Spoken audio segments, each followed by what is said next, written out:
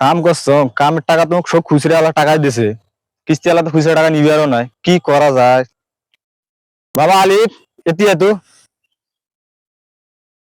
কি কাম করছো তাই খুচরা টাকা দিছে, এলে কিস্তি ওয়ালা তো নিবে আরে না, তা তুই কাকু 20 টাকা খাবার দিয়ে তুই এখন 500 টাকা নোট ধরিয়ে তো।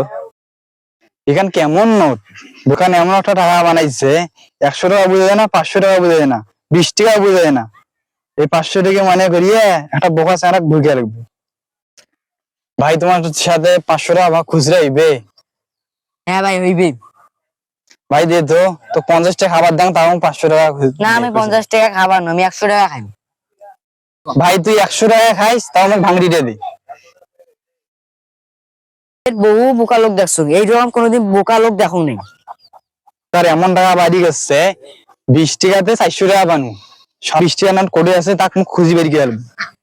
আব্বা আব্বা আমি এসে একটা কামের কাম করছো। হ্যাঁ তুই আনছিস তাহলে ভাঙড়িটা দেশ? আনছুম তো হ্যাঁ 400 টাকার নোট দিয়ে 500 টাকা নোটে ধরিয়ে আনছো।